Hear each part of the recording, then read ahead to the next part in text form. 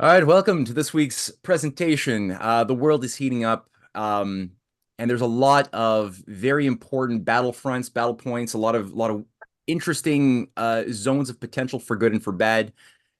And with the drama just peaking the way we see it, both within Yemen, within the obvious thing that's in everyone's mind over the past 100 days regarding the potential danger of a major war unraveling due to the insanity being unleashed in the Middle East, specifically against the people living in the Gaza, but also in the front on the Eastern European front, as well as in Taiwan.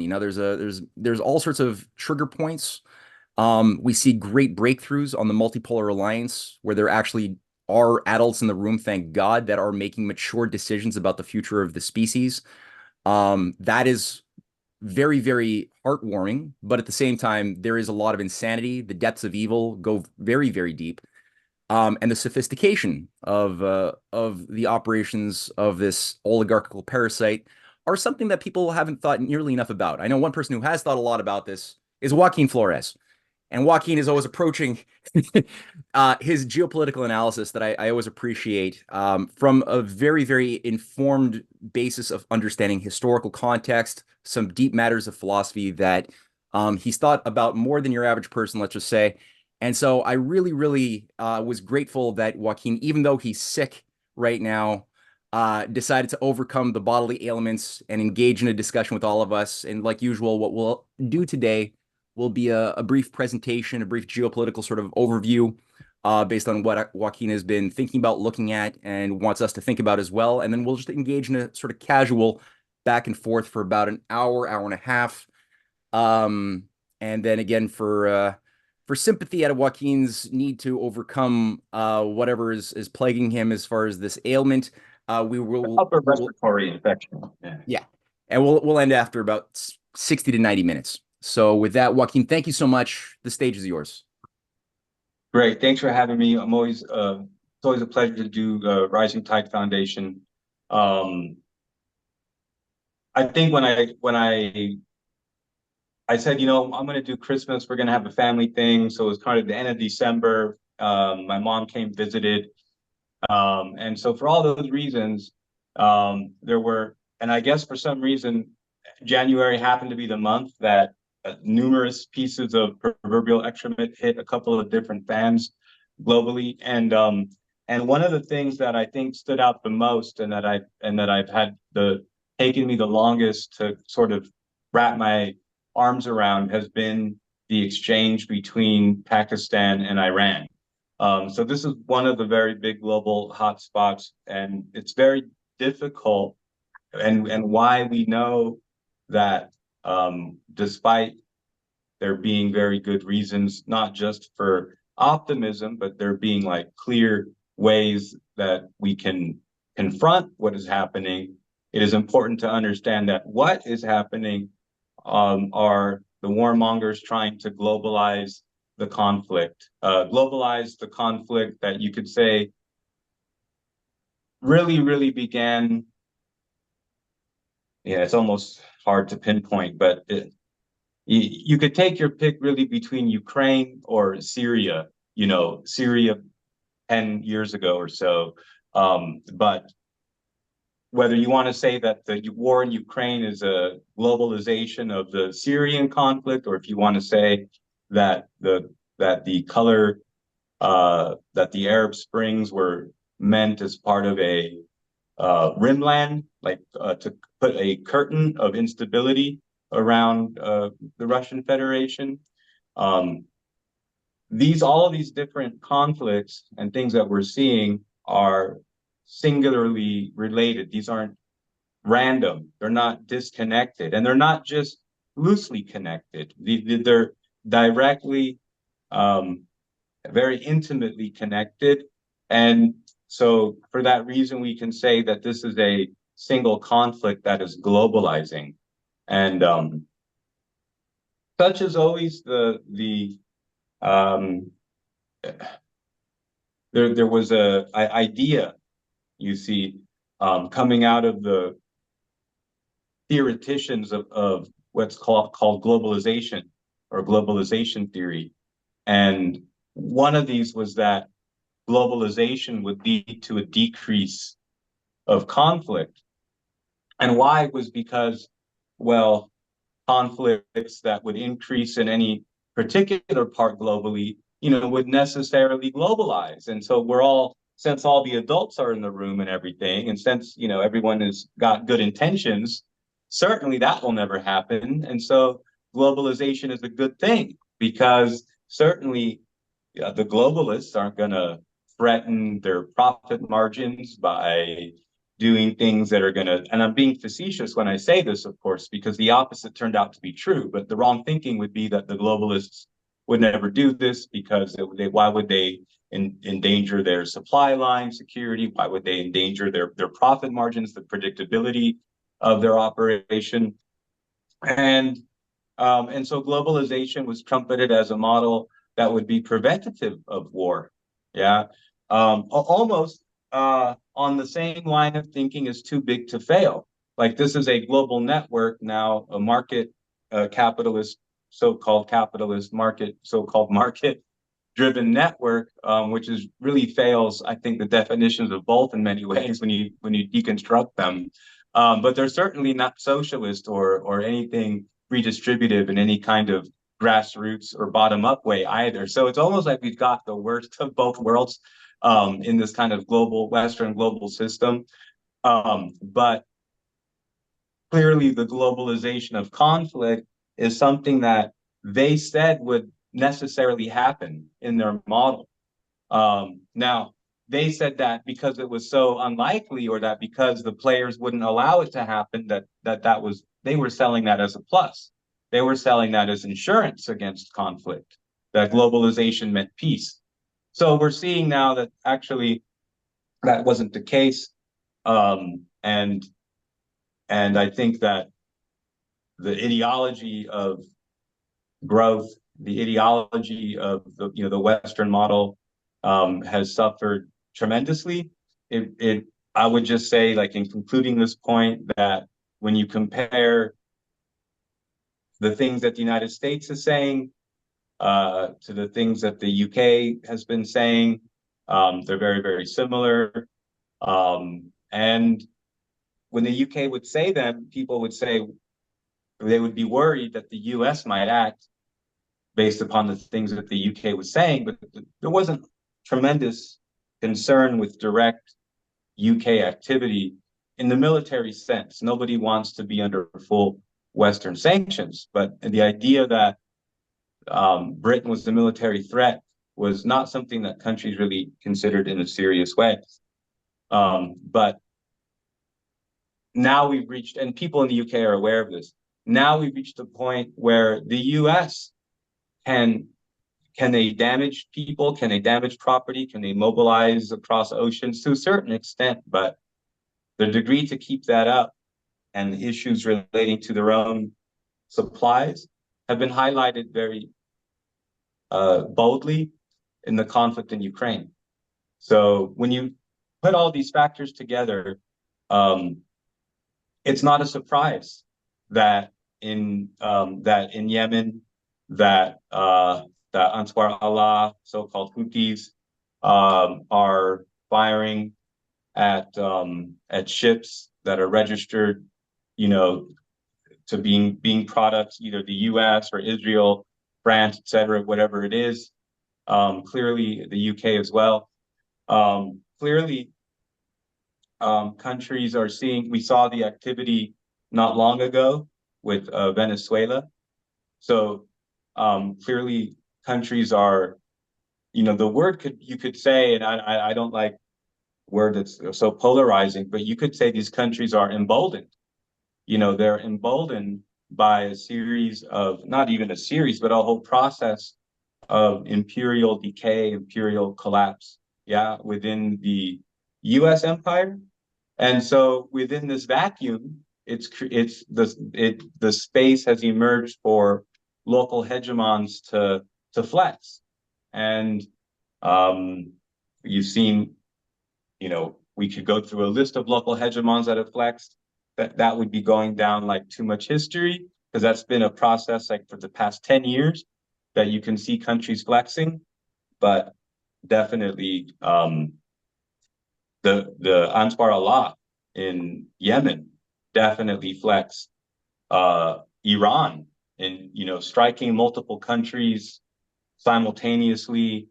Experts believe now that ballistic missile was used on the U.S. base in Iraqi Kurdistan and in Erbil, and this was a giant military intelligence facility. Um, so what the Iranians are really egging on, and what will be, I think, the show uh, that the British and the U.S. are extraordinarily reluctant to give Iran and the world, but that Iran is able to deliver such a show, would be for the U.S. to deploy serious naval contingent to the Strait of, let's say, Oman, something like this. Um, the Iranian special forces have been showing for almost 10 years how the coordinated use of retrofitted speedboats used in the swarm can take down carriers, frigates, all sorts of naval material, and they show that the speedboat and the teams operating the boats, if you have a dozen, 2 dozen boats out around a single frigate or something like this, that it's very hard for the Marines or the sailors on the boat to target and pick targets, and for that each target that they're dealing with to be meaningful. When you have multiple targets that are all each of the boats is equipped with a guy that's got basically a handheld system that can work either as surface to surface or surface to air. And this thing could take out a fighter plane, helicopter, no problem. And they can take out, they can put holes in the sides, very big holes in the sides of any American warship or carrier from handheld devices. So it's pretty intense.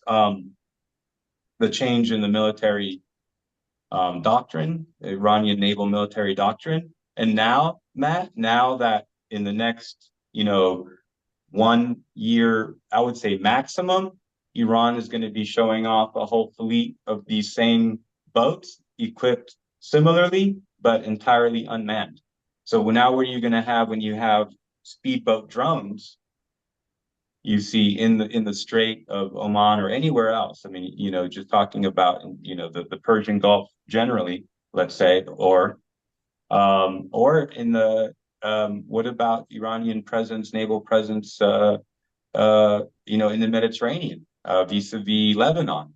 So there's lots of ways that these changes in Iranian military doctrine and what they are, I mean, they are aching to show how this works, because in a sense, you could say the stock value of U.S. military might is going to go down even more. The perceived ability of the U.S. to act decisively, effectively, and that it has the latest or next generation stuff as an advantage, that's already evaporating as we speak across the battlefields in Ukraine. But to see this happen on a level of the Navy, this is the next big shift in people's thinking. Like what I'm saying, anyone else could tell you. I didn't come up with this. This is not really my background. This is my research into the subject. People more competent than myself that are military scientists are talking about this for quite some time. Iran's approach with speedboat and naval battle spaces. So that's really huge.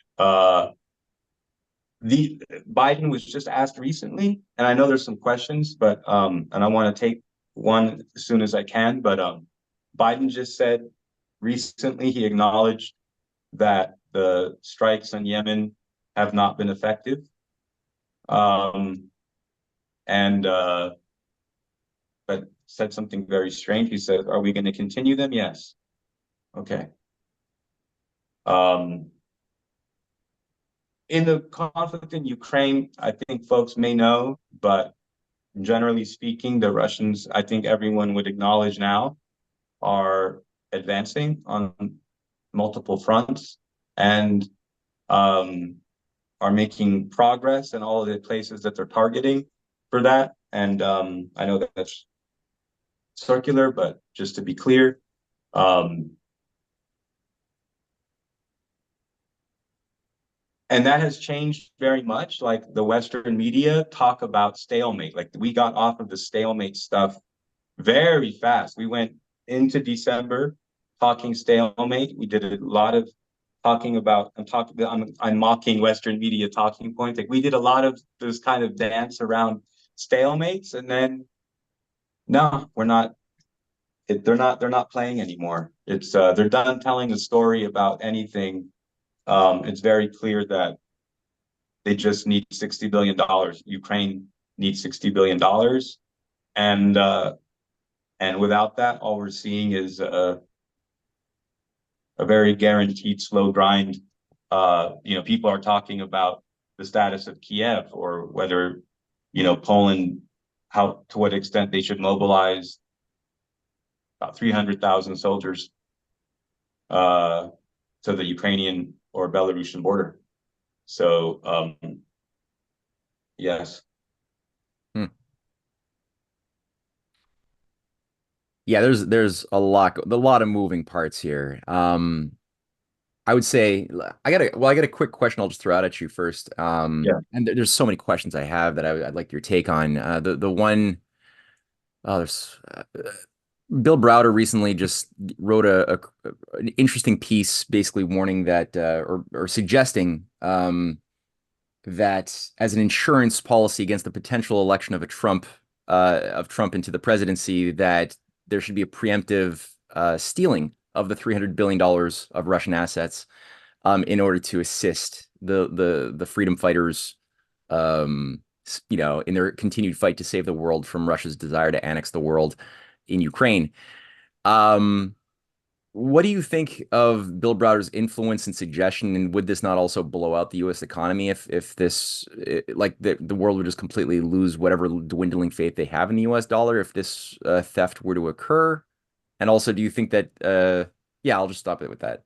Yeah, I mean, just look at what Trudeau did to banking in Canada Yeah. with the politicization of that, and that's just a very small, very small sampling. But all of these things are connected, and they have all these things in mind.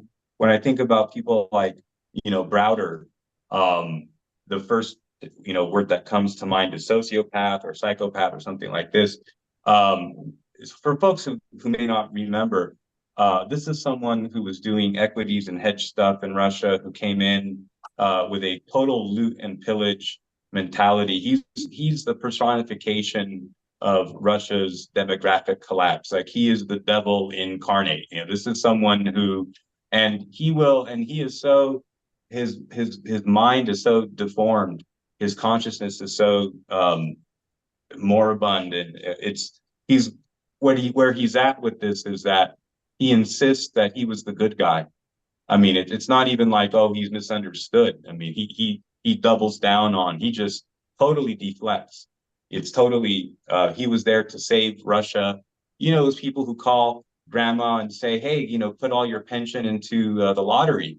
That's Bill Browder, right? So he was calling up Russian grandmas, and and so he thought that was saving Russia, not leading towards its, not part of its collapse. So Browder is someone that when we listen to, we understand that uh, everything he says is going to be like the opposite of truth, kind of thing. So, right. Right. Now, so the there's been long talk for a long time about what to do with this 300 something billion dollars that was seized or that's been frozen, that's Russian assets that when the conflict began, they froze it. And I think I thought about this for some time, and I thought, this is money this was Russia's money that was, it's money that it was for deposits and actually for gas, and it was their money. It was a sovereign reserve currency, and it was kept in a European country, and and so and this was actually done on purpose. And when you understand, like when you get to the mechanism of how that worked, right? It's a little bit like the money, a little bit worked in the model of a very traditional hostage, like in a medieval type of concept of a hostage, where like a relative of a royal family goes to stay with a potentially hostile other family, and he's their hostage, but they treat him like a guest, and he lives like one of their, he doesn't live in a cell or something. So this is like money that Russia had some understanding that in the event of some, geopolitical cataclysm such as war, etc., that this is something they would have a very difficult time getting back. Yeah. Um, I think when you look at the math, Russia's already done that 300 billion. I believe that they have that now solidly back. When you look at now in terms of when the 20 something percent of Ukraine that Russia has is equivalent to between 50 and 70% of former Ukraine's total GDP. Certainly when you talk about a $300 billion investment, you're going to see it in there. Okay. I hate to be Machiavellian in my description, but I understand that Russia worked through those steps and like arrived at some kind of calculus about costs and stuff. So I think for what it's worth, the West can do whatever it wants with that. But what they've said, and it would have no effect on Russia, is my point. But to your point, in terms of the West or other countries, right? This would, as you're suggesting, and I think that's spot on. This would precipitate, a quickening of just huge levels of distrust and inability. This is going to reveal that they politicized the one thing that it used to be, and we all know differently, but it used to be the one thing is that the dollar was not politicized, and that um, and that the one thing that the U.S. cared about was investments, and the one thing that was, for all of the criminality and the oligarchy and everything in the West that you could criticize, the one thing that you could say is that Swiss bank accounts are bulletproof. The one thing that you could say is that yes, but in this system of inviolable private property, if you are one of those owners of property, they're gonna, the police, the courts, etc., the laws exist to protect your property rights. Like that's the kind of how the deal works in the West. So that's important for Saudis. That's important for lots of people. That's important for Colombians. That's important for the Chinese. It's important when they see this talk about, oh, we're just going to take the assets of people. It's the focus on the 300 billion is important because it gives us we can talk about, well, there's been many other things against the properties of Russian citizens, like just if they're in Europe and with a car with Russian plates, there's countries that are seizing, they're just treating individual civilian, non-military Russian people who happen to be of Russian descent that might have a second Russian passport, or their brother-in-law's car's in the country and it's got Russian plates. They're seizing these things. So this is actually as much in this court of whole environment. It doesn't make Russia look like it's getting contained. It looks like Europe is getting contained. And I think that once people see it through the lens of Europe is getting contained, it's going to change a lot of attitudes. Like you're not winning anything, you're not defending anything, whatever values, concepts, abstractions.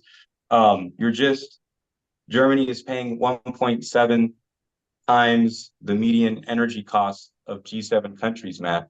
Mm. They can't produce. They can't produce now. So yeah, Browder suggesting to seize this money, and there's been an and that there had been, forgive my inability to articulate this, but what I'm trying to say is that through the whole duration of the conflict, they were talking about this like it could only be a good thing. Now, as this idea has come back again into the limelight, Matt, like we're seeing very strange press suggesting that it could have negative consequences from mainstream publications. The Wall Street Journal ran a piece saying it was a bad idea, and some others. So for Browder to say this, he's always been on the wrong side of history. So I'm happy to hear him say this. It makes me think like it might not happen, but it would be, you know. But then I'm never. It never fails to amaze me the things that these elites have done in the Western countries that seem to undermine their position or seem to shoot themselves in the foot or cut their nose to spite their face. I've seen this happen, and then others connect some of these acts of apparent self-sabotage to things that they're connecting in, let's say, the Great Reset.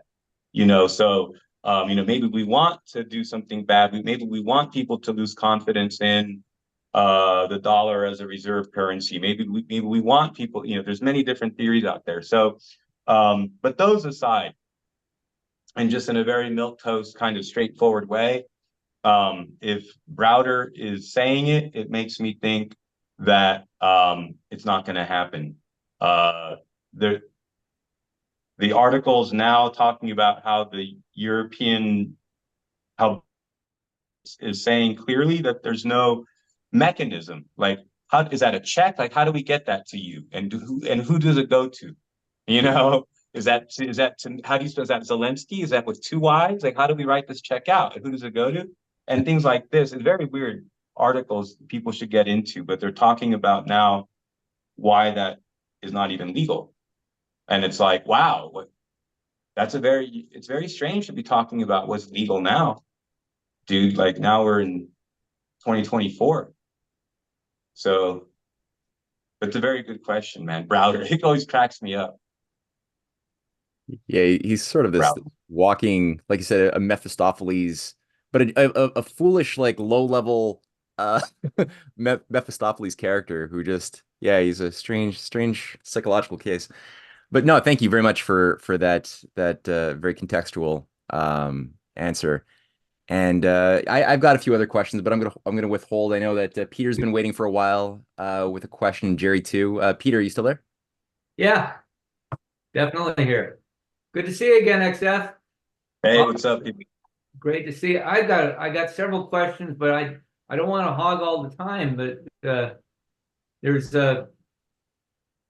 you led off with Iran and Pakistan, and I'm wondering, can you comment on the missile exchange between the two nations and any possible relationship with Major Ralph Peters' 2006 Middle East map showing predicted significant changes in the borders between these two nations?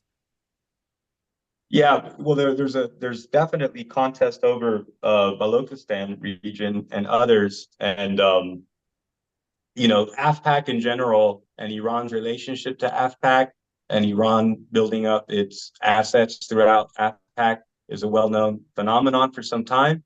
And research white papers of this kind talking about the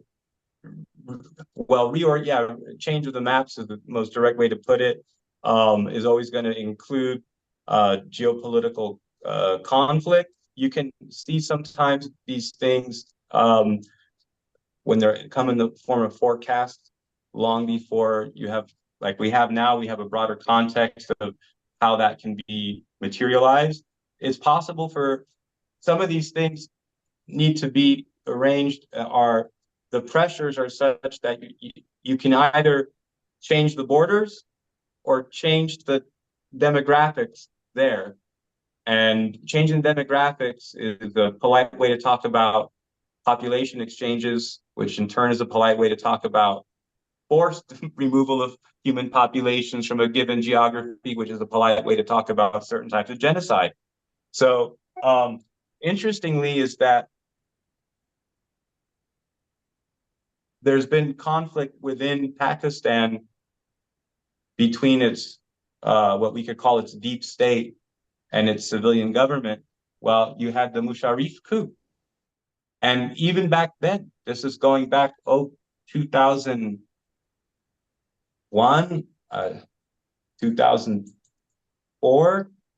Gosh, forgive me, but this was at this time, um, there had been there had been forgive me, I don't remember the name of the family, but there had been a very prominent opposition family in Pakistan that had been by and large the US's primary asset that it had been fostering through the 90s. But instead they came in with Musharraf. That's it. So that was a very, very strange thing, number one. Now, into the present time, understand that many different in Pakistan, you have a number one, a tremendous Chinese influence. This is in no particular order. So I say just number one, just as a list, but this is not of prominence. Tremendous US influence, tremendous Saudi influence, tremendous Saudi influence. Now, around the time that Khan comes into the presidency in Pakistan, or the executive position in Pakistan, you begin a rapprochement between Iran and Pakistan. And this was seen, you had number one, security agreements. Number two, they had mutual drills. They agreed on actions needed to be taken with regard to the groups in Balochistan for sure, and also pro Sunni groups in Pakistan that were whose activities were on the border and aiming at raiding into Iran. So they had mutual interest, but what I'm trying to talk about, and why I mentioned the coup back 20 years ago and where the US was in that coup, is that the old dynamic of Pakistan sort of being religiously, this is kind of strange for people who don't know it very well, but religiously Pakistan just is very close to Saudi Arabia. Just to understand, Pakistan religiously is very close to Saudi. Of all of the countries in the world, in the Ummah, in the Islamic community, who are Sunni, there are no two Sunni countries whose view of Sunnism, in particular the Salafism of al-Wahhab and the Wahhabi line of Sunnism, is appreciated in Pakistan, and the Pakistanis look to the Saudi Wahhab clerics as the fount of their for Islamic jurisprudence and other and cultural and historical approaches to Islam as well. So now, going back to the Sino-Soviet split, you'll recall that India had the relationship with the Soviets and Pakistan had the relationship with the Chinese. So this Chinese relationship with Pakistan didn't go anywhere. Okay, but what did go somewhere is China's relationship with Russia. So now you have kind of like this India, Russia, China, Pakistan thing. Well, you also have like a Russia-Iran thing and a China-Pakistan thing. So with the coming of Khan, we saw all of this. So we mentioned the military agreement, anti-terrorism. So we had the drilling, anti-terrorism agreement on the need to do things to reduce the potential of these groups that both countries mutually recognize were problematic to each other. Okay. And then we had just recently a coup against Khan. And we would be remiss not to include that the events that we're seeing now with Pakistan and how it's entangling with Iran would not be at the scale, or not possible, or not happening if it wasn't for the U.S. getting their guy into Pakistan just some months ago, probably illegally. So there was a coup, in Pakistan, and coups lead to conflicts when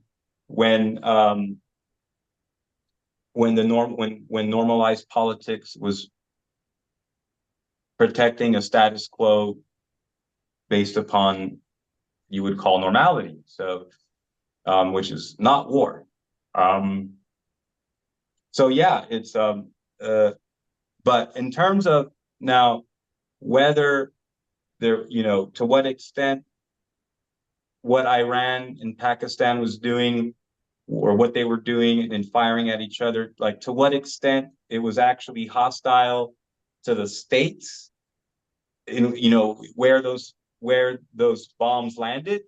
And there are always conspiracy theories to even to what extent that it was possible that Iran and Pakistan agreed before things even were fired off, that to what extent things would be limited, and even further extrapolations on the potential of any coordination and what happened there. So there's lots of room from my perspective right now, just open-minded. I'll eventually arrive at some conclusions, and then I may be less open-minded, but at this point in time, I just haven't put the study into it yet. No, what I really like about you, Joaquin, is you really demonstrate how to withhold judgment until facts can be properly assessed, which a lot of people we all like want the right answer. We're sort of mistrained in our modern school system to get the right answers as quickly as possible, pass the test.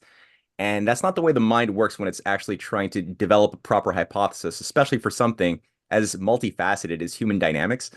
You really have to really withhold some final judgment. Although it doesn't mean you shouldn't be hypothesizing. There's obviously, I could see clearly in your voice that you're leaning towards certain hypotheses, but you could be wrong, right? We have to always have that discipline to be humble and to be self-inquiring. So that's great that you're very transparent about that. On that note, yeah, I still have my question that's also going to be an ambiguous question, but Jerry, I'll give Jerry the satisfaction of asking a question first on the Asia pivot. Oh, thanks, Matt. Yeah. Hello, Joaquin. I wanted to get your thoughts about the situation with China. And I've been reading articles lately about, they call it a pivot to Asia, with people around Biden. And I know the real crazies in the United States want to have a war with China. And I think they're trying to figure out a way to pull away from the mess in Ukraine so they can do it. I mean, they can't even get Congress to pass the funding for Ukraine now. But now they also have this Israel Gaza war, and the US has to find Israel to keep it going. And I can't see this pivot to Asia happening. And also, if the crazies in the US so miscalculated on what would happen in Russia, I'm just thinking their miscalculation on China is going to be even worse. But I just wanted to get your thoughts on this so-called pivot to Asia, and if they can actually get a war going with China. Yeah, I think that your general sense, right, when you're looking at how these same crazies, the neocons, the crazies, Team B, are how they misapproximated Russia so severely, that there's obviously some other metric that they use or the metric they have is just non-functional. I would articulate by design it's non-functional, so there's some other purpose that it serves. And then wouldn't they be also disastrously wrong on China? Now I would say, yeah, generally you've got it. I mean, it sounds strange to think about a pivot to China. This is something that Obama was talking about, Clinton was talking about the Pacific pivot. So this is rehashed language. This is like, this is something which never took off. And it never took off because they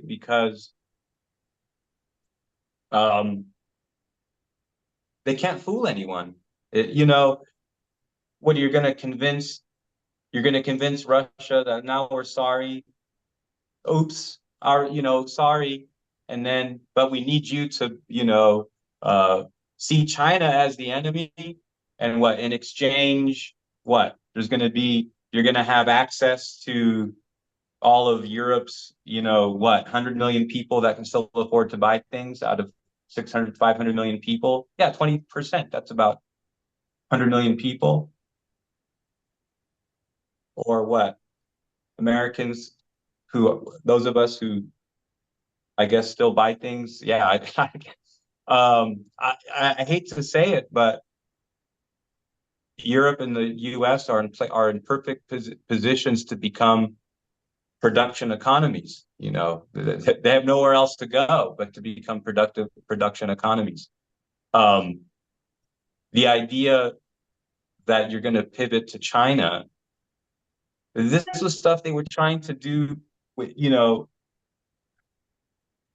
they talk about this. It's funny when you say, like, I remember 2008, and you remember these position papers, you remember the first pivot to China, you can remember when Obama's Pacific pivot, all of these endeavors, but it would always entail some idea that it was going to be some Americans going over to some either Chinese or Japanese and telling them what to do. And I think both nations are done with that game. And it doesn't mean that Japan and China are right for rapprochement, but that is going to be the idea of like Japan and China having some economic and strategic cohesiveness is going to be like bigger than, France and Germany becoming a single entity or something like that. This is something that would, I think it's hard for people to calculate, combining the potentials, and they have strengths in different areas. Japan has a lot of experience and technique and the experts, and China's not lacking, but combined they would be virtually unstoppable globally. Not that they would want to be, confronting people, but just in terms of the dynamic of that.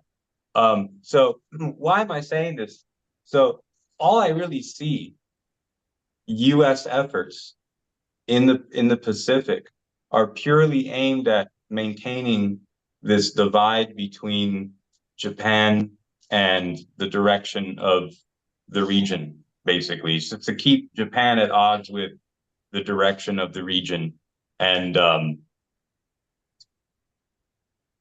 I'm more concerned about when they talk about a Pacific, because we had people like Shinzo Abe who just, suddenly are no longer in office, and these are people that had pursued, anti-China rhetoric, and come out of anti-China secret societies, right?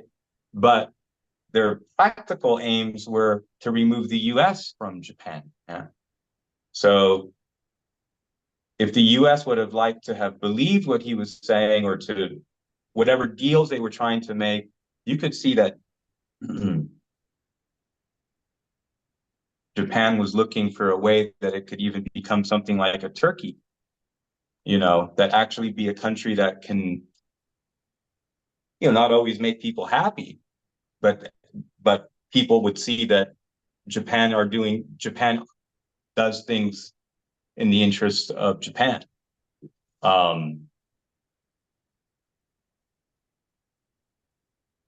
You're generally right. Pacific pivots don't lead to anything. There isn't. It's so silly. I mean, when you look at the number of the U.S. doesn't even have a potential to mobilize its military into that part of the world. So what you're really talking about is, can you get a coalition of countries like, could you maybe get the Philippines combined with Japan? Could you somehow bring Indonesia in, or what about the ASEAN economic bloc? What are all these things that could be, angled against China? And these people just talk on these fantasies. See, when you dig in, you start looking at any of these different concerns. I mean, these consortia, investment and productive in the Indochina and Indonesia and in the Pacific Rim.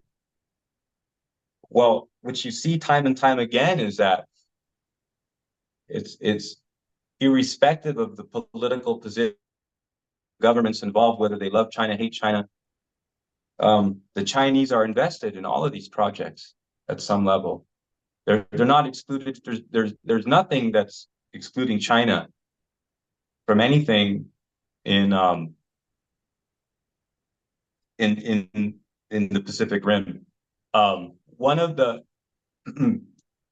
things that the Chinese identified had been the source of one of their downfalls in the past, because they're, not surprisingly, students of their own history. And it's a history that goes back thousands of years. So there's quite a bit to draw from.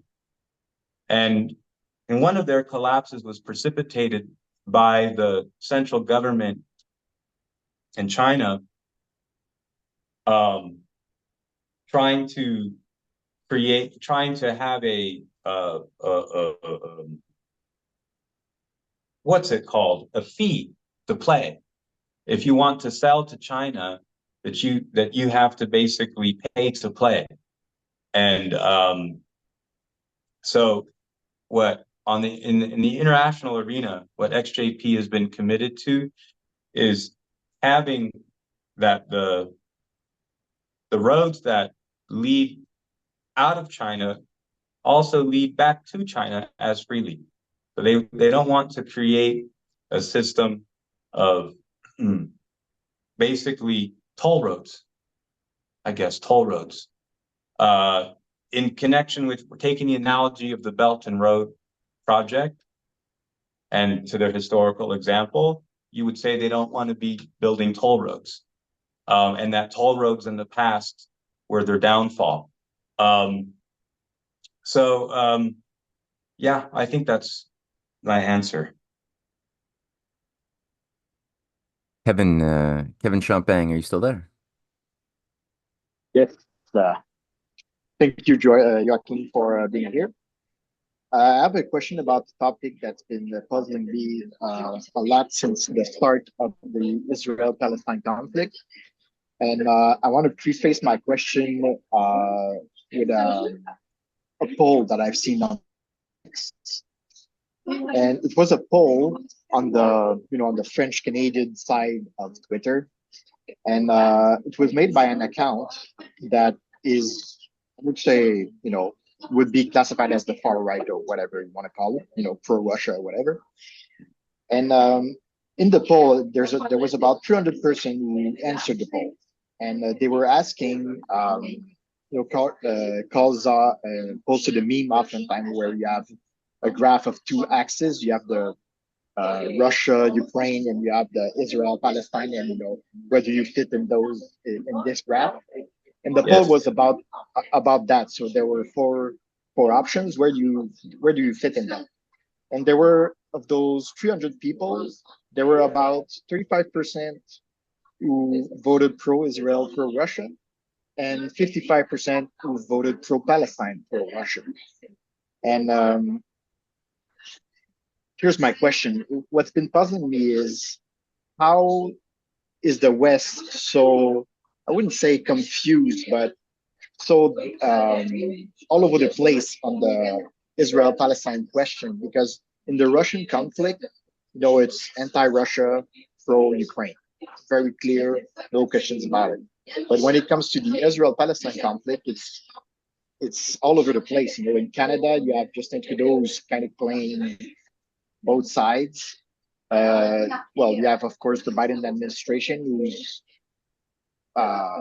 very pro-Israel, but he sometimes plays some cards on the pro-Palestine sides. Some have argued because of to get the black votes for the coming elections. Others have said other things. I just wanted to know your opinion on that matter. Why the confusion? Sure. Thank you for the question, Kevin. Yeah, I understand. Yeah. So Chinese internet,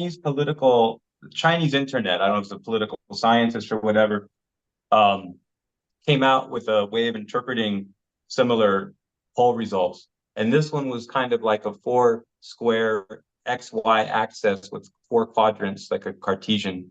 And it was like, pro-Palestine, pro-Israel, right? Sorry, pro-Palestine, pro-Ukraine, pro-Palestine, pro-Russia, pro-Ukraine, pro-Israel was another one, and there's the fourth, right? So the Chinese sociologists from that said, well, Americans that are pro-Palestine and pro-Ukraine are just a type of low information anti-warism. They call it low information anti-warism. They happen to be wrong about Ukraine and they happen to be right about Palestine. It's not the result of their own digging, but the result of the milieu and their sociological questions. What media they have access to, what demographic do they come from, what generation are they from in Democrats in the US, are they Democrats? And we can say, like, are you from the US, or do you know what parties in the US have dealt with Palestine? A little bit. I'm from Quebec, Canada. Oh, okay, yeah, close enough. Yeah, so like Democrats, at the our political parties in the United States are big tent coalitions, and the Biden wing of the Democrat Party represents the mainstream, the leadership, so-called, as opposed to the activists in the party. And the activists in the party have changed, demographics have shifted over the years, but at the local party level and all of the major cities, or any places where you're going to have university students and things like this, and college towns and places that are Democrat strongholds for those reasons. They've been very, very consistent on Palestine, that they consider, apartheid state is Israel. They consider that this is an apartheid system, that it must end. And then people disagree. Is it going to be a one-state solution, a more democratic type of Israel? Do you change the name of the country? Do you change the flag? Is it a two-state solution? Like, people have disagreed on the solution end, but the general point has been that. So I would say that, like, probably 80% or 90% of the Bernie Sanders voting bloc of Democrats are pro-Palestine, just to kind of understand that.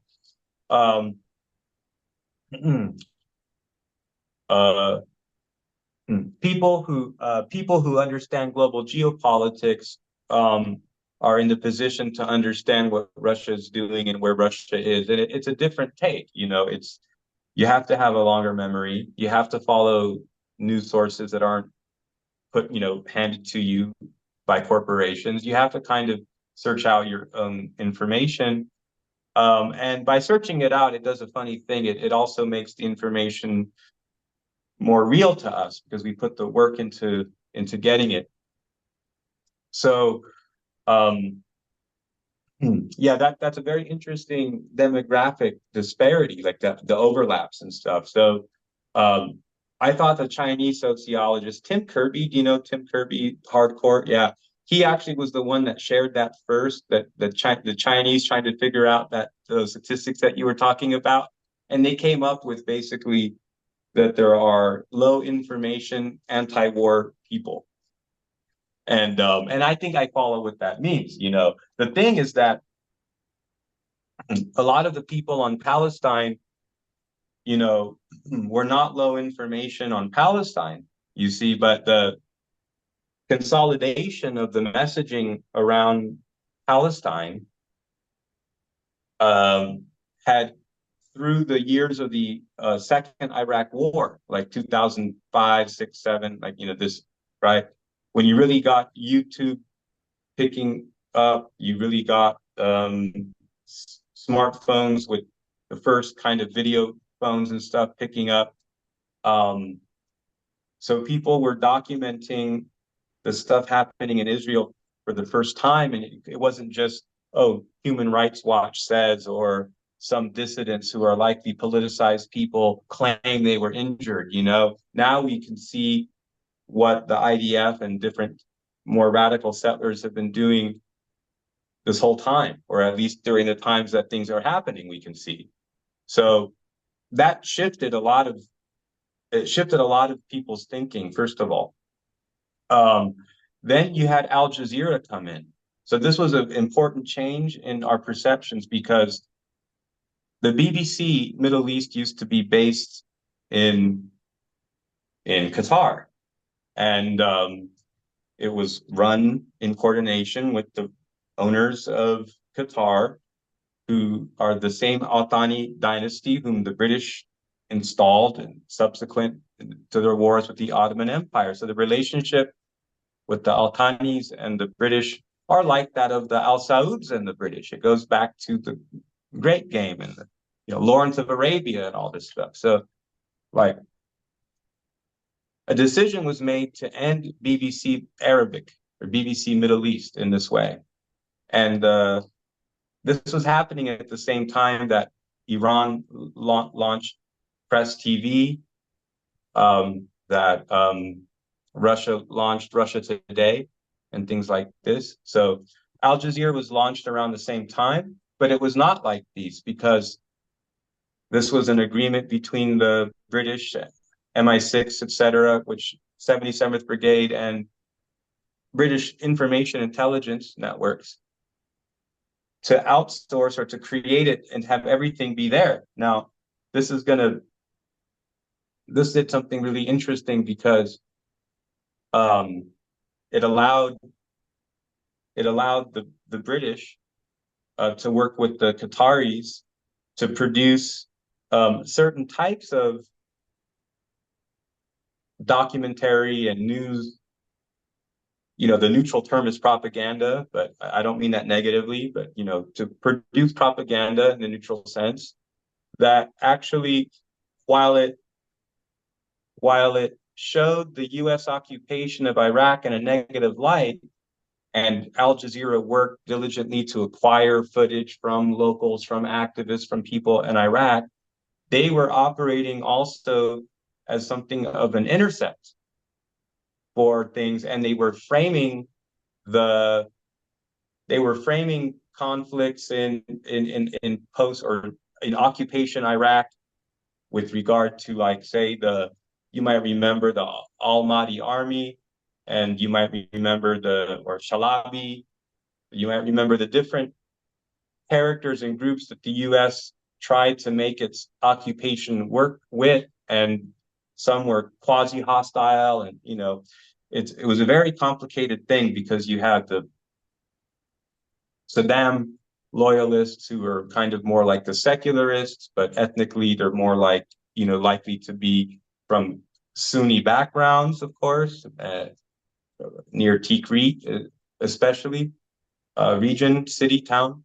But then you have Shias, then you have Sunnis that are actually religious.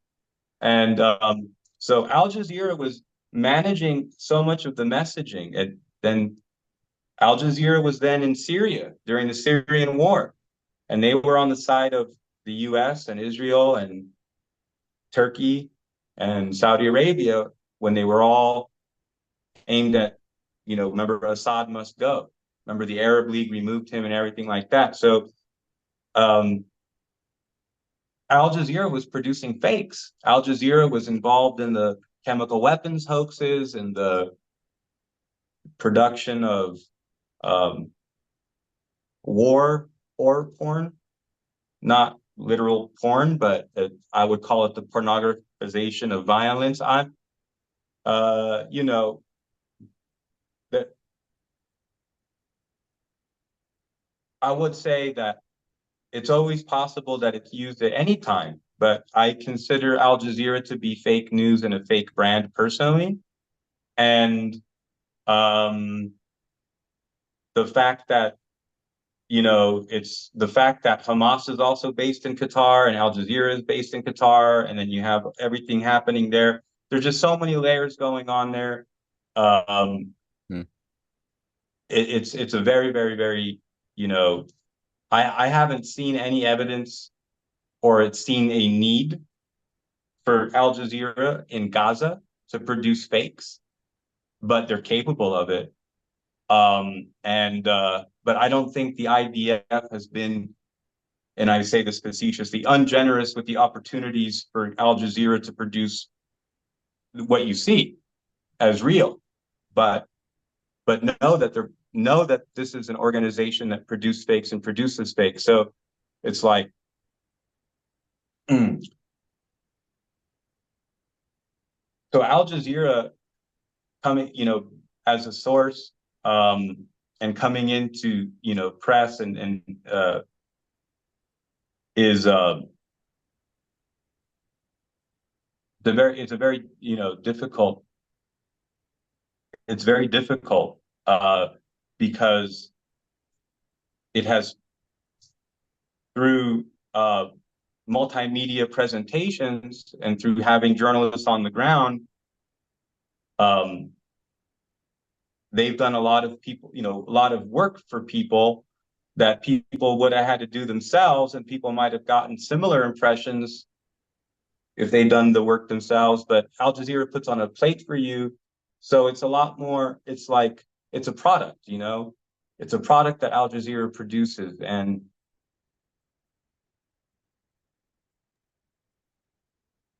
it gives it a dimension of a problem there. And, but what I wanted to say with that, and the reason that I said that was that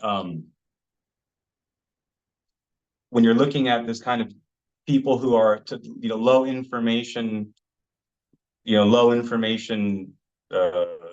news consumers, or whatever you want to call it, low information voters, low information poll respondents, or whatever. Al Jazeera has been, just as they were responsible for shaping people's perceptions of the Syrian war in a bad way. They've been responsible for shaping people's perceptions about the U.S. occupation in Iraq when it was, a more prominent thing, in a way that, again, was far more insight than you ever would have had, but it still had this angle of spinning the differences between the Sunni anti-occupational force versus the Shia anti-occupational forces in post-Saddam Iraq. Then when you get into the conflict in Syria, they're totally not giving accurate information. So what I would actually be interested to look at, right, in terms of, because we're talking about almost like Venn diagram of media consumer overlap and how do they fit in. I would bet my bottom dollar that people who support Ukraine and support Palestine are also anti-Assad and we're part of Assad must go type of stuff. Thank you. I'd read somewhere as well. I was trying to find it again as you were speaking of the BBC Arab Bureau in the 90s, which disappeared around the same time that Al Jazeera from its Qatar. I mean, it was based in Qatar, and Al Jazeera came into being with a lot of the same staff that oversaw the BBC That's it. Arab Bureau. Yeah, they just handed it was the same building. I mean, they Yeah, didn't, nothing changed for them. They went to work the same place they always had. So yeah, just a total rebranding, right? yeah. Um, Paul, how many more questions do you have time for? Um, like three. Okay. What time is it now? Sorry, I don't. I'm just It's that was a TSA answer. it What won't time is help it? you, but for me here in Eastern time, it's 3:14, and I think Yeah, uh nine. It's nine seven, fifteen seven here. hours, Yeah, 6 hours. Okay. Okay. yeah. I can do like. Well, do one and let me give me one that you like, and I'll see if I can be succinct, and then All we'll right, see. I'll be selfish. I'll just gonna toss out mine first. I'm gonna squeeze in there. The prerogatives of being a moderator. So Lavrov had recently said something which confused a lot of my contacts, and I mean I get it. You can't ever really quite make a judgment based on what somebody says, but he said something that which was anomalous. Let's just say that, despite his criticisms of Israel in November, December, he came out saying a few weeks back that Israel's fight is the same as Russia's fight. I'm paraphrasing, but that just as we're fighting Nazis in Ukraine, Israel so too is fighting their own, Nazi problem in Palestine. And that was weird. I don't know if you saw that. Um, it definitely contradicts the general messaging from the Russian establishment regarding their perspective. Obviously, there's an intention to try to somehow get a two-state solution back on track. Was this, Lavrov playing soft cop, bad cop thing? What's up with that? Right. Uh, it's a little bit of that. It's been up until I would say that up until things really blew up with I was talking about since October 7th, right? When Hamas like did this huge staged um attack, right? Um what we have to understand is that like these types of big events and then like the leaders, really big things are said, then people kind of have a sense of, oh, this is kind of the face of things right now. Um, Up until that moment, what we have to appreciate is that like the third most spoken language in Israel is Russian. It's, they're the most of the people that populate Israel from the demographic boom of non-Africans into Israel has mostly come from Eastern Europe and Russia. That was mostly in the 80s and 90s. And so uh,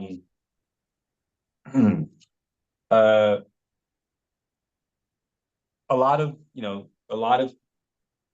Russians or a lot of Israelis of Russian descent, moved there for economic reasons and the weather.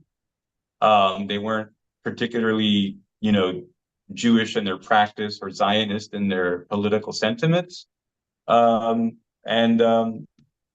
They saw it as better than being in, the Soviet Union at the time. There was something called Operation Exodus, and and yeah, Soviet Jews left Russia, Soviet Union, and went to Israel. Others went from Israel to the U.S. This was really big in the 80s, but so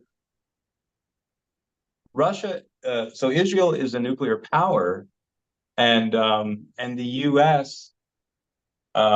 Uses the existence of Israel as one of its justifications to be heavily involved in the region.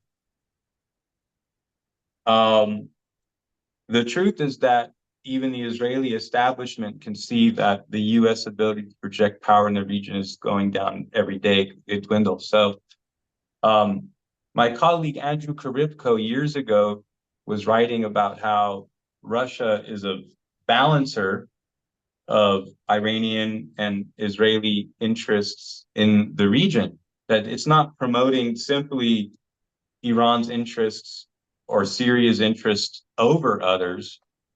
That's actually, by the way, a very British way of thinking about it.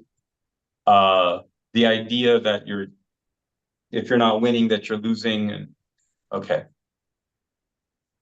Or that you're the way that you're building your alliances, or that you're balancing at the for the benefit of one at the expense of the other. Okay, and that this contradicts kind of win-win thinking that undergirds all of Russia's diplomatic efforts. Lavrov, first and foremost, is a diplomat, so his job is to say diplomatic things. It's, unofficially, Israeli TMCs, colonels, the Mossad, and others have worked directly and indirectly with the Kiev junta in Ukraine. However, officially and programmatically, the government has, in terms of its weapons, has not assisted Ukraine, has been, which is, again, not entirely true, as I just explained, but just in terms of the technical, here's weapons you can use, Israel has told Ukraine no on every occasion. And also,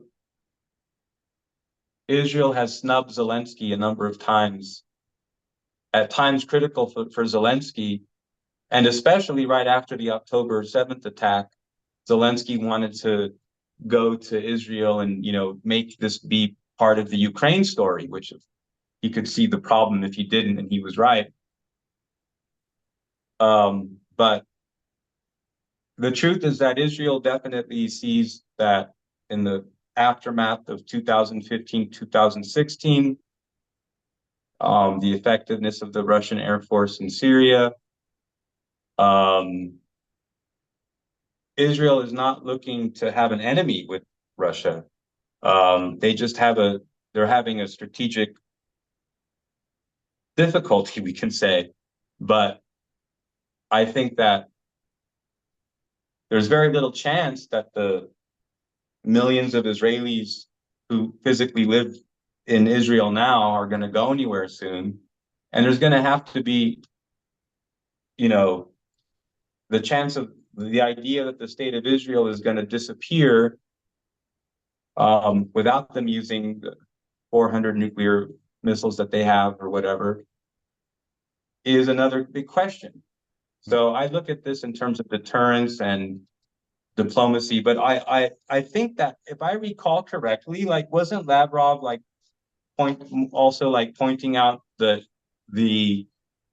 way that it's perceived in the West, or wasn't this like a comment about how it's being treated by others, like through the Western lens?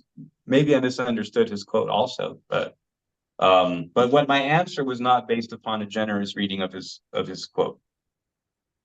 Yeah, no, I'll reevaluate the context of it, but what you've said is just perfectly clear. I mean, there's a language of diplomacy, and you're dealing with a psych case, so of course, you got to be very delicate when trying to walk this thing back from the edge.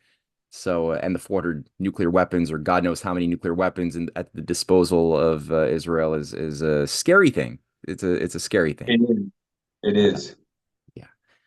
All right, so let's get back on track with some people who have been waiting. Maureen has been waiting. Paul Gettle just had to leave, so I'll withhold his question for now. But Maureen, are you still there?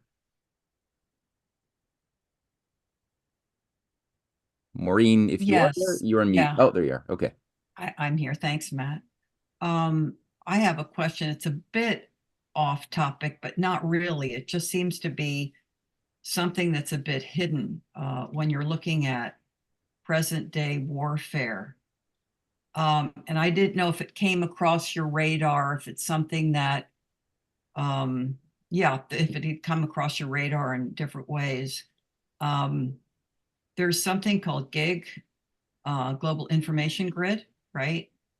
And it's a American military operation. It's been going on for a while. It's a linkage of satellites, known as the Internet in the Sky. And it's a basically it's a war net, would be a good way to put it. And it's a move towards network-centric warfare. So you can see that's informational, but it also seems to indicate, and believe me, I'm no authority on this. I have not done an in-depth dive into it. I'm very surface, but there seems to be a certain amount of, and this is global, this is a game that's not just played by America, but a move towards a kind of EM spectrum dominance, which would allow interruption of the communications systems that are planetary. So whoever has the most effective EM spectrum dominance can work most effectively to disrupt communication systems that obviously weapons systems are dependent on, because they're dependent on the EM spectrum. And so while this warfare, we're all looking down on the ground, it's potentially possible that we should be looking up in the sky. And the other thing that I find really, just my last point to connect the dots is Zbigniew Brzezinski wrote a book in 1970 called Between Two Ages, America's Role in the Technotronic Age in a New Technotronic Era. And he mentioned that a new system would emerge controlled by an elite, unrestrained by traditional values. Power will travel into the hands of those who control information, leaving less room for potential procedures leaving less room for political procedures as we know them.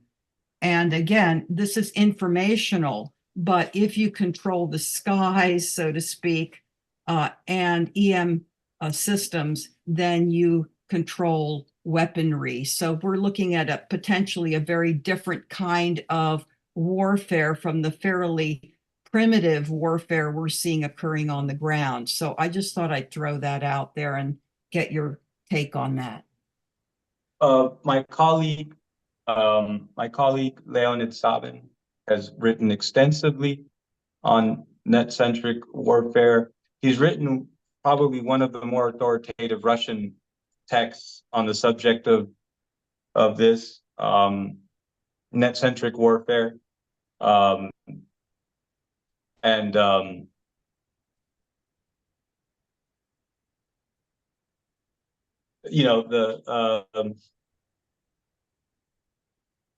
think one way to think about how you're seeing it in Ukraine right now is, let's say the way that you can think of it is like a guy has a cell phone and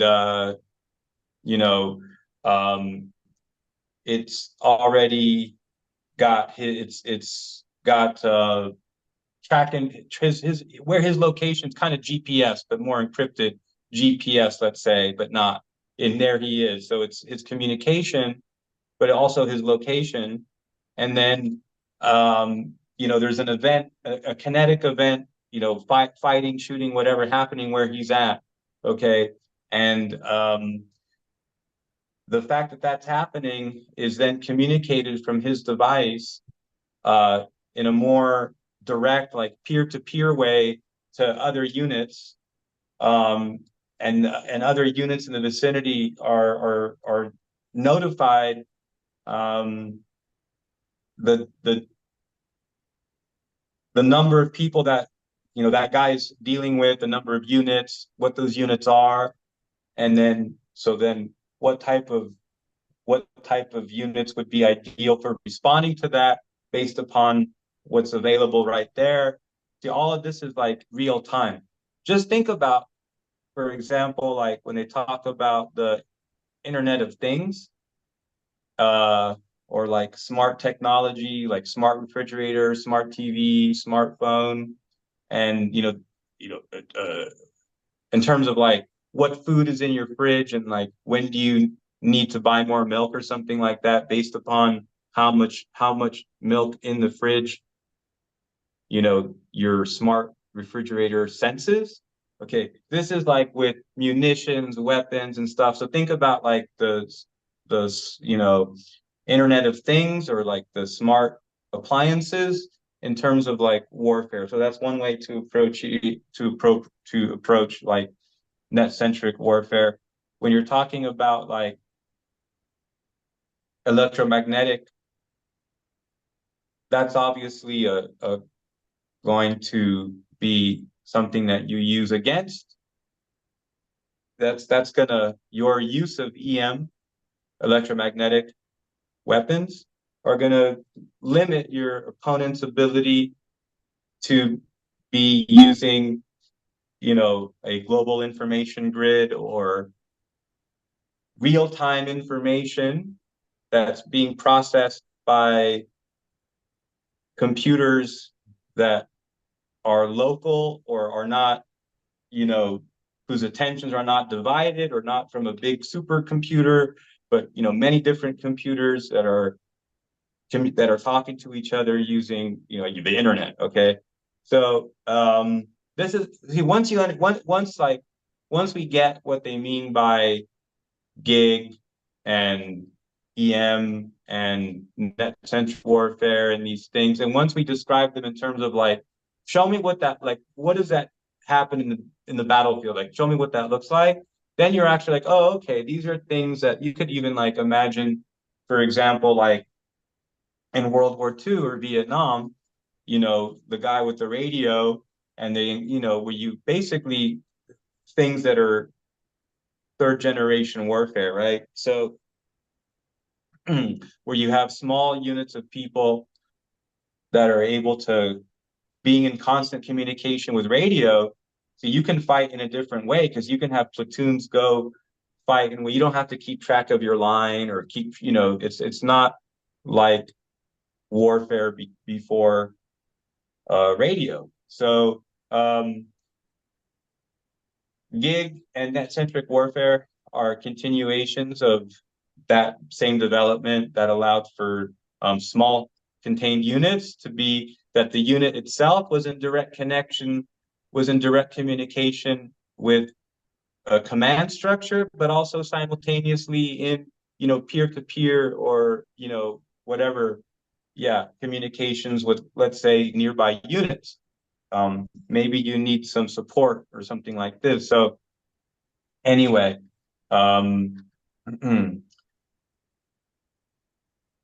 Russia is the only country that's been able to show effective use of electromagnetic warfare and jamming of present generation technologies, whether it's Starlink, whether it's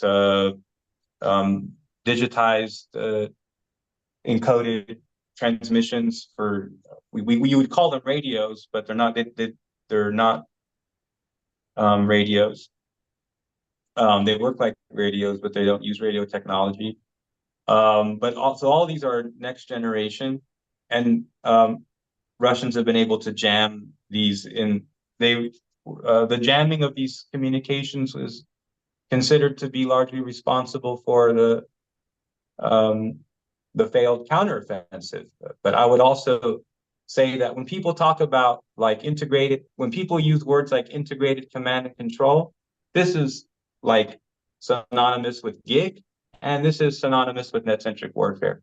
So I think when you look at this, both sides have shown ability to do this. And based upon what they have, the Ukrainians don't have Russian technology on jamming, but just in terms of how I'm describing gig and net-centric, you can see both sides have used these basic principles or the reality of those technologies and how they work in the field has been seen, or when they're not available. Like think about the reaming that Elon Musk got from Zelensky or from Zaluzhny and others over the I guess accusing him of games with the Starlink system. So these are all connected to this. I don't know if there's like a more specific angle you were looking for or what, but yeah, those are my thoughts on the subject. Paul wrote to me, asked me if I could read his question out since he had to just depart a bit early, and I looked over his question. It's good. It's an interesting question. So yeah, I'll just read it to you. I know you're feeling sick and you're battling it out. You're doing well, but how you wanna make this the last question, or you wanna pull out another one after this? Let's do the question, man. Yeah, let's do the question. I see you're in the ring. You're duking it well. All right. All right. So Paul writes, historically, the overall strategy of trajectory of the oligarchy has always been to take down any power center they could internally or externally from within or from the outside attack. So I expect that highest level of this oligarchy intends the demise of the US power. Okay. So he says, my question is, what and where could we expect this oligarchy's power base to be when the U.S., I guess I'll say if the US's global influence is sufficiently weakened? I don't see it. This is similar to the oligarchy's predicament. Is this similar to the oligarchy's predicament in the 1930s? Are there weaknesses within the BRICS Plus or China or Russia that the oligarchy expects to exploit? Your thoughts? Yeah, very good question. The idea that China was going to be the world leader in about 5 or 10 of the most important things was like obvious to like anyone looking at it since like the 1980s. So since then, equity firms, hedge fund, investment consortia have been trying to get deeper and deeper into China. Okay. They were trying to basically get so far deep into China that they could control China. They were right about the direction of China, and they were right about the direction of things in the West, and they've been writing it, and they've been in some way, trying to mitigate some of the contours of it, so it works out for them in a more controlled crash landing demolition type of thing in terms of the society and the economy. But where that leaves them, they would have loved to be able to rebrand as Chinese, or they would have loved to have been able to integrate into some of these other structures in the world. They failed in this in many ways. The Chinese were, by the way, happy to receive foreign investment, but they had firewalls, and they have a party state. It's not just a society that you can buy your way in. They have the politics in China is in control of politics is in control of the political economy. So that's not to say that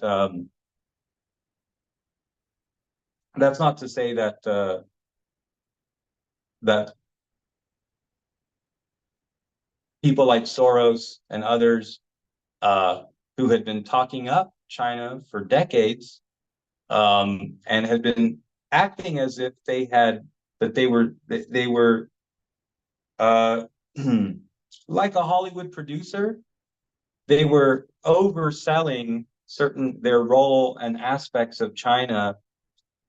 It was almost like they were going to convince everyone else that they were the ones that held the keys to investing in China, not the Chinese. And so the Chinese, welcomed the dollars, welcomed the investment, but they weren't in the position, like messaging and connections and stuff, to I'm saying back in the 80s and 90s and the early 2000s to like really directly take on this. This is like like I said, like in film producers, like when they say, oh, we're going to have this guy's going to be in it, and they're trying to get you to be in the movie. So they're lying to you about other people that are going to be in it. But it's kind of a lie at the time they're telling you. But if you do want to be in the movie, maybe then maybe ultimately like they will get those other people in the movie. To you see what I'm saying? So it's all like it's like selling the Brooklyn Bridge. So they play a lot of this. They were playing a lot of this game. Excuse me, with China. Without a real way to show that they could actually control China. So, as I said before, the West is divided, and the U.S. and England are in a position through a number of ways. South Africa, India, prominently, okay, to get backdoor into BRICS. And from a backdoor into BRICS can bring the US into more harmony with BRICS, actually. Europe European oligarchs are the ones that are being left holding the bag. They don't have these. I'm not talking about the Anglo-Dutch. I'm talking about the Franco-Germans, the European Union, and then their subordinates, the Greeks, the Spanish, the Italians. They don't have a direct way into BRICS. So when you look at the conflict in Ukraine and the end games, there are scenarios where Europe is left really far worse off than post-war Ukraine. Why? Well, Ukraine gets rebuilt by Russia.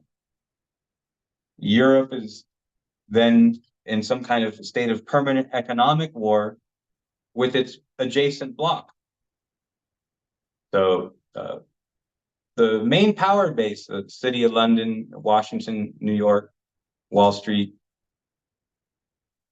militarily, they've had a doctrine that they will not allow on any given continent any bloc alliances. You're never going to see them allow or work towards, like we talked about, China and Japan. They're never going to want to see Iran, Iraq. They're never going to want to see, Europe and Russia or Eurasia. They never want to see Germany plus Russia or France plus Germany plus Russia. So largely these endeavors have failed. And you can only see that the war in Ukraine has had the worst effect on Western Europe.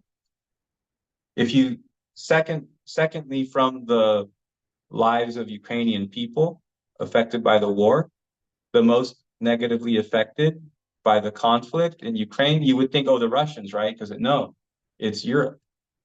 So Europe is far more negatively affected from this, many orders of magnitude compared to Russia. Is Europe injured or hurt irreparably? They'll never, opportunity is lost. You never make that back. Like you can double the pace later. You're never going to make the time up. You're never going to make for lost opportunity. So that's huge. And so people have suggested in the past that China was their aim. And these were theories like in the 80s and 90s that I was exposed to. And conspiracy theories on the internet were still promote this to this day. But my reading in the subject, my cross-examining other experts in the subject, never led to some idea that there's some secret there's some secret place that they can go with capital or to reinvent themselves or something like this. Only BRICS, only back channels through BRICS. It's obviously you have people like the Musk family, and they have all that mineral wealth from South Africa, and or what about the English in India? I mean, how many families in England still own important things in India? I'm sure it's still the few most important English families that own quite a few things, in India. So,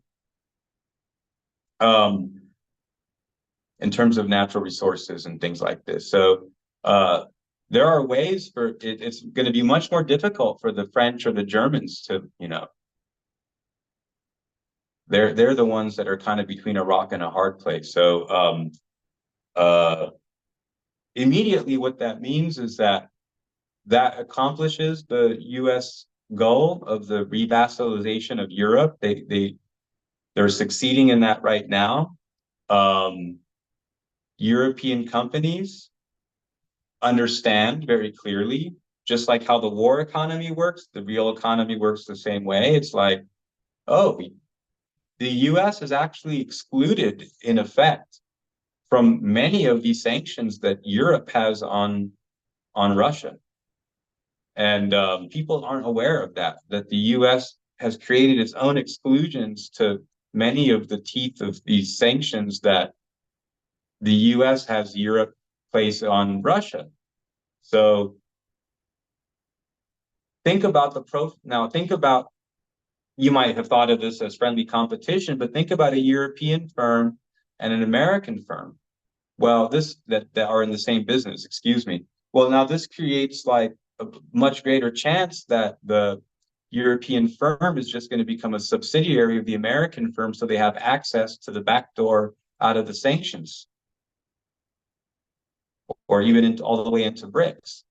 So there's a couple of ways that Western elites have forward, but they're not going to be in control of China, and they're not going to. They didn't succeed in doing a 5-year lockdown program and a mass, drone production program and things like this.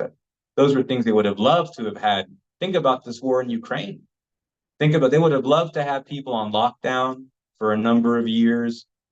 And then the big tech startup apps like Vault and Uber Eats would have been flying all these new drones into people's windows to deliver food during an extended, 2 or 3 year period. The drone economy would have exploded at this time and fit in exclusively tailored to the needs of long known needs of the US, which is to expand in drone production. We're talking about small drone production, like the kind you're seeing used on a regular basis in Ukraine. So I look at those kinds of things, and you can draw out maps of where the elites were thinking, what they had planned, where they were, and what they want to do with their money, and where they want to park it, or where they want to invest. And it's they have, the Americans, in summary, the US and the British have access to BRICS, and the French and the German and the European capital really has that access through the Americans. So they're revassalized in that process. Yeah. All right, let's give up the last question to Peter. Okay, I'm going to change gears a little bit on you, XF, and go back to some of your past experiences in California. Please identify 3 actions that working men and women in the United States can take to A, organize effectively, and B, organize independently from the Democratic Party. Yes, thank you. Yes. Well, number one, what is organizing is pushing people, is leading from behind to act in their actual self-interest. Yeah. So this is like the opposite of manipulation, right? Because what's manipulation? Manipulation is pulling people, yeah, like from the front, you're pulling people to act in ways that are, fast for them until that are against their self-interest. You don't give them time to think about it, and it's not in their interest. So organizing, because the pedagogy and the education is such a big part of it, involves a lot of salting. Uh, anyway, so concretely,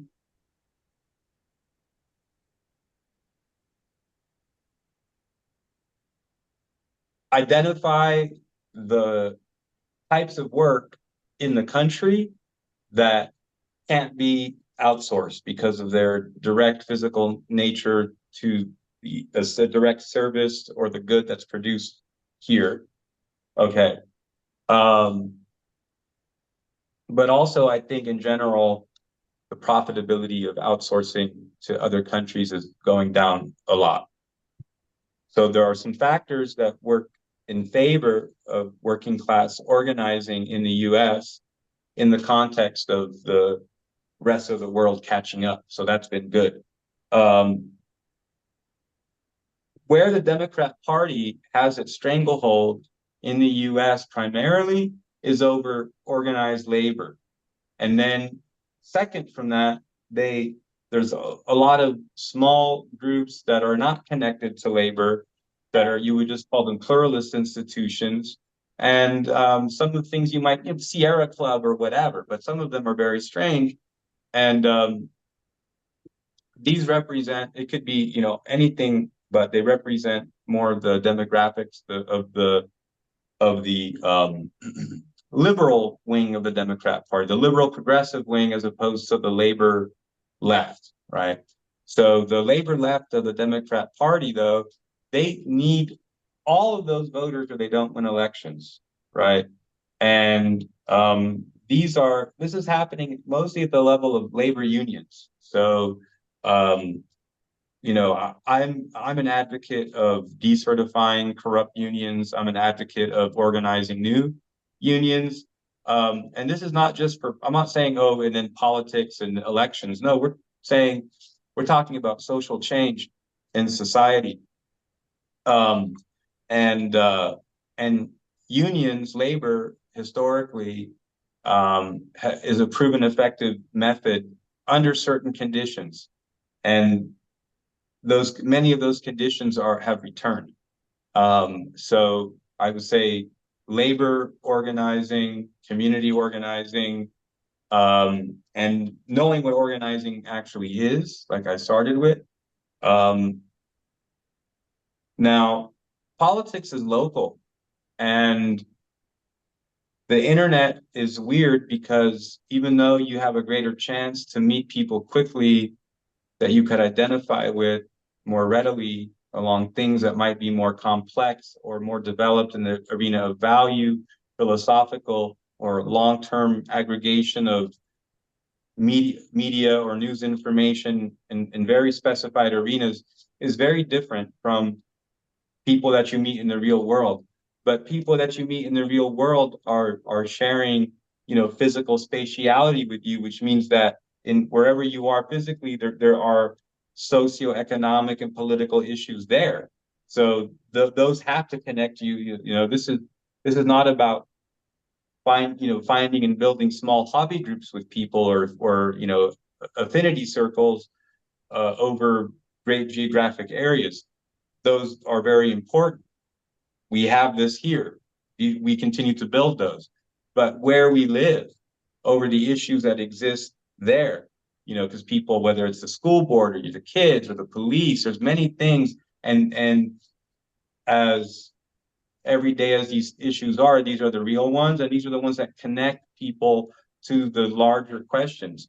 I mean, think about the biggest pushback with the mask mandates or vaccine mandates, say, for example, was with parents in the school board fights all over many different, countries and jurisdictions. But we saw in Canada, in the US, like big fights.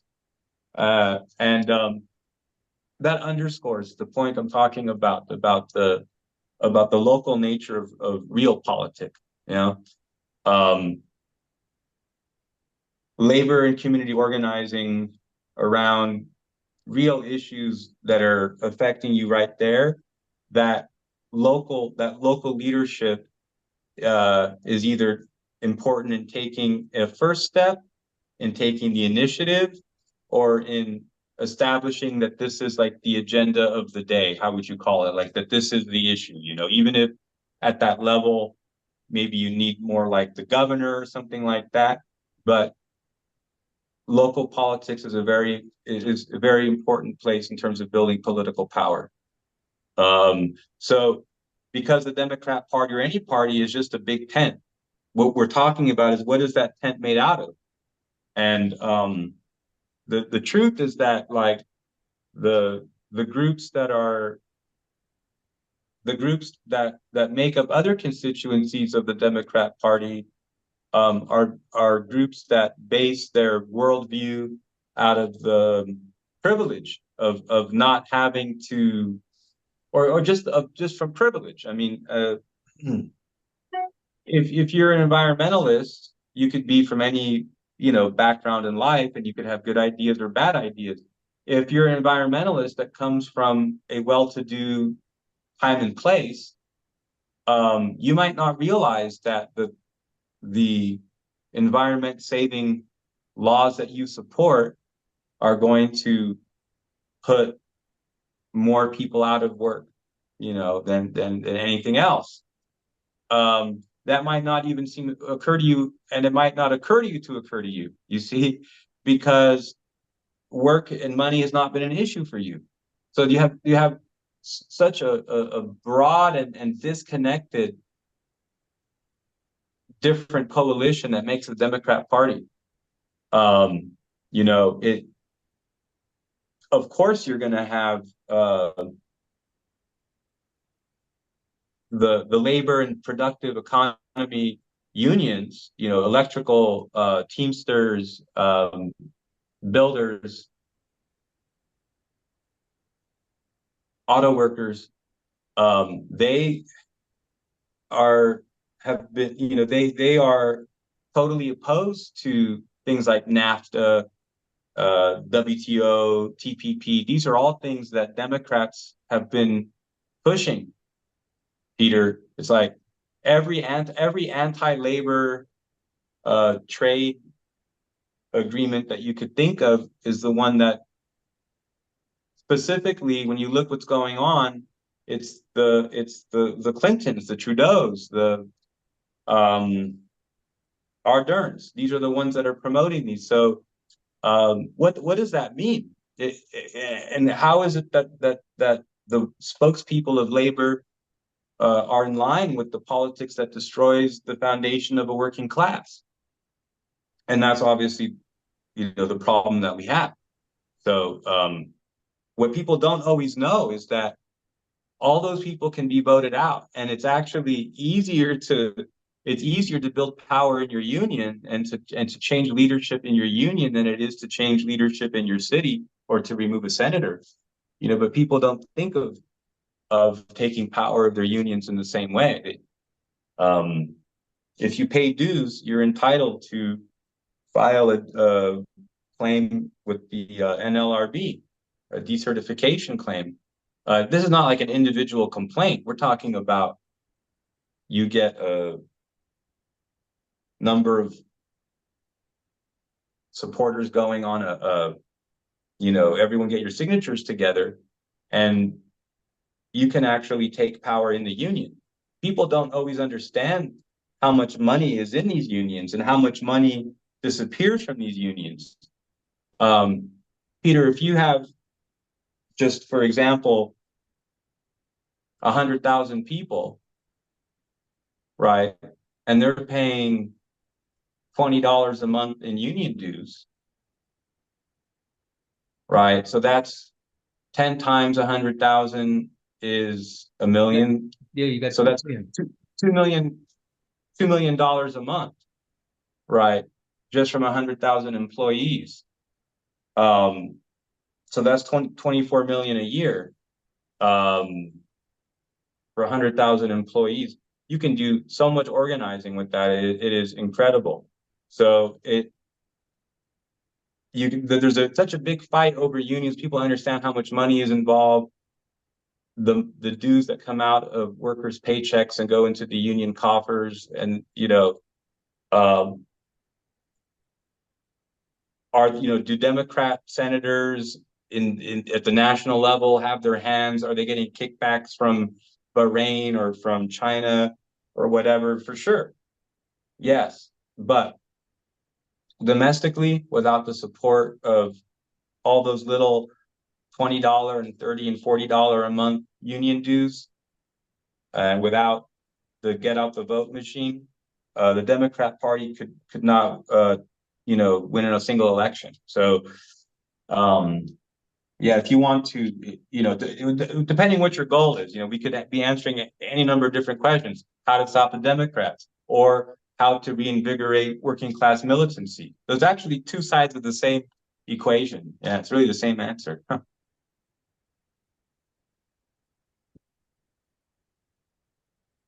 Yeah, that's good. That's good. I just shared in the chat box a little I felt like the spirit of Paul Robeson was flowing a little bit there, and I shared a little YouTube song by Paul Robeson on Joe Hill. I dreamed I saw Joe Hill last night, and a little anthem towards organizing, and Yeah, the spirit of what was yeah, really lost as far as like what makes democracy work, and like one of the best mechanisms for for giving democracy the vitality or the possibility of expressing itself is through unions as the medium by yeah. which the individual can directly interface with making policy and wield power greater than the self. Um, Right. right. And we've really like Such lost such touch a with huge that. thing. I mean, what you just said, that's it, man. I mean, think about, when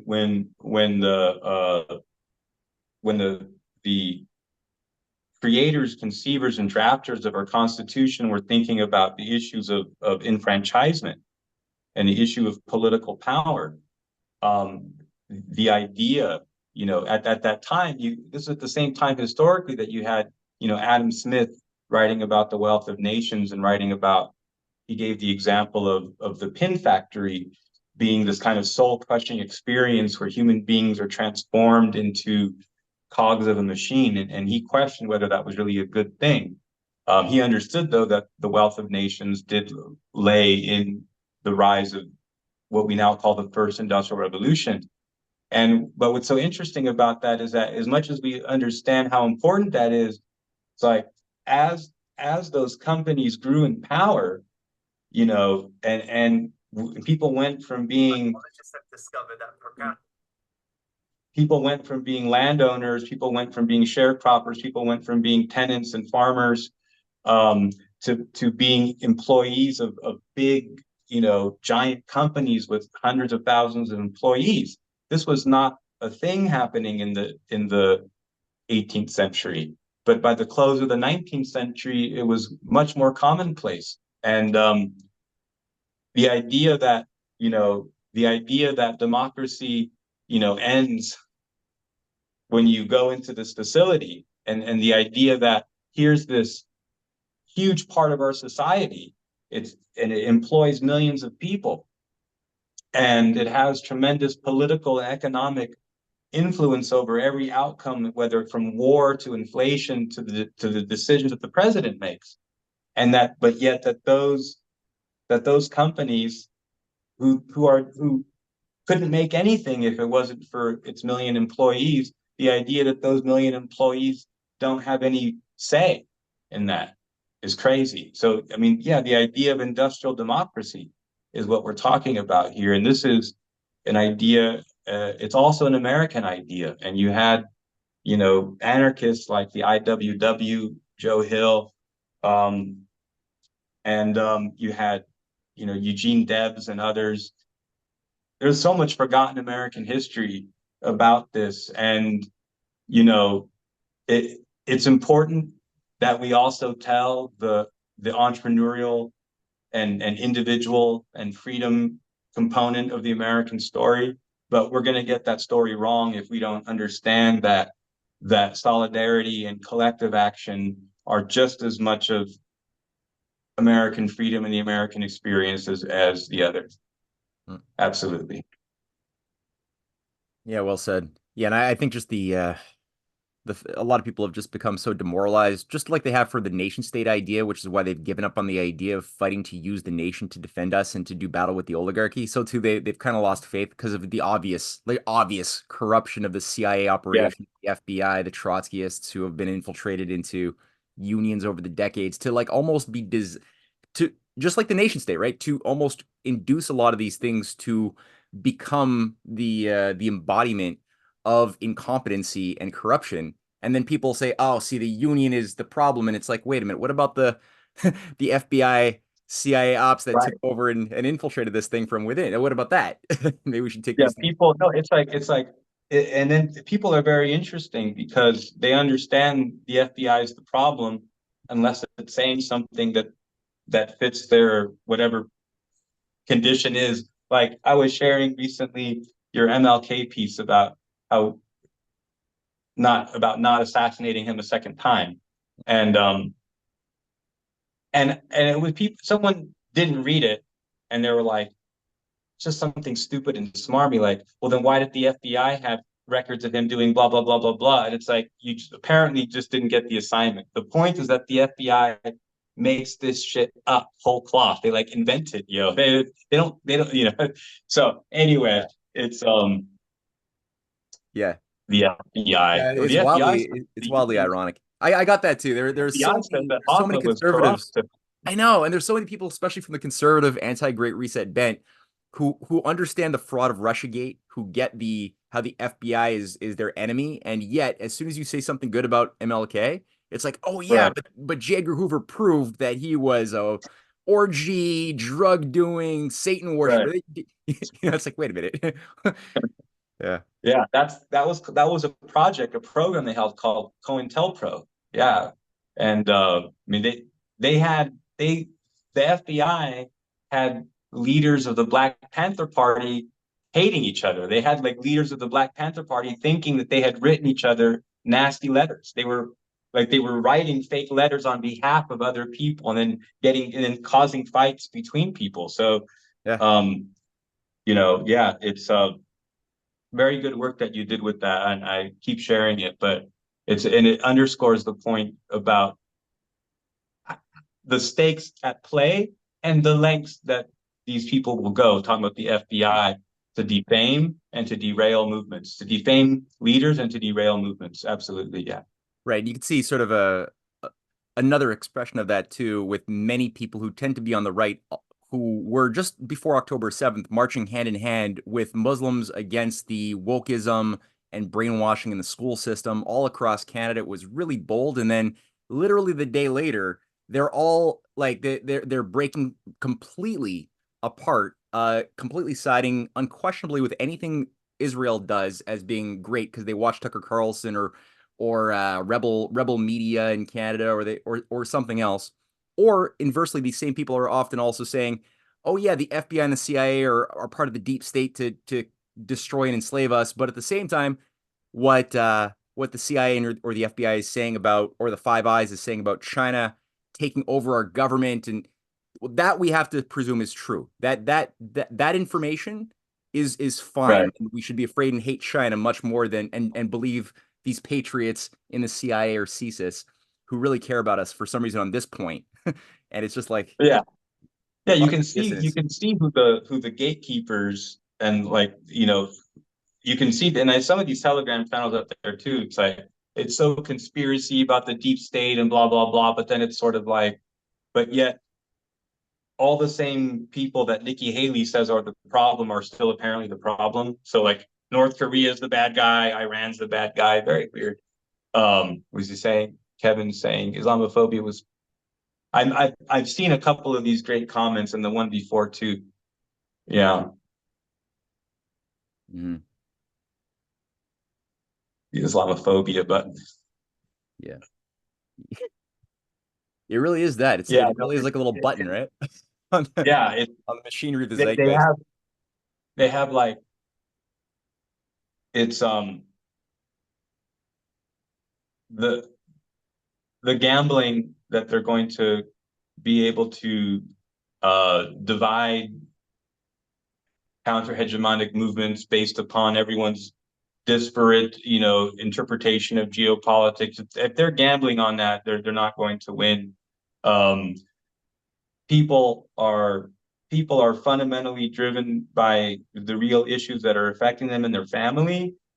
What we are dealing with right now, like the awakening that we are in right now, is not a pinnacle of Maslow's hierarchy of needs type of awakening. With the awakening that we're having, political awakening we are having right now, is not like the one that happened in the 60s and 70s. This is not one that's, now that we've got three, pots and a cot, now that we've got a roof, now that we've got a 9 to 5, now that we've got a stable civil society, okay, now we can, kind of begin to explore deconstruction of, typical roles of authority, blah, blah, blah, blah, blah. Like, this is not the awakening that we're in right now. Like, you're not going to be able to derail this awakening because, people are, akimbo over India, Pakistan, or Iran, or Israel, or Ukraine, or Russia. Like, there's a generation that was born after World War II that had the luxury to, to pin their sense of movement and value and historical, social, political righteousness on, the bumper sticker that said free Tibet, or, no more nukes against Russia, or whatever. Like, whatever it was that people had, it was always about someone else, something else, some other place. And that's so different. That's my concluding thought, Matt, is that what's so different about today is that people that are waking up and people that are getting involved, it's because of stuff that's happening to them and their family directly. This is not because they're in the position to be philanthropists with their life. It's not because now that they've got everything figured out, now they want to save the world. People right now are trying to save their families, and they're not going to divide. People are not going to get confused about Nikki Haley talking points or Israel, I think, in the final analysis. So it's but it's a very good observation. And the one the guy was saying, was it Kevin, with the overlap between people that were pro-Palestine and pro-Ukraine. Like, that's also a very important thing to track. But yeah, that's my final thought. Cool. Thank you, Joaquin. I'm gonna have the Eye of the Tiger playing as we end out the recording.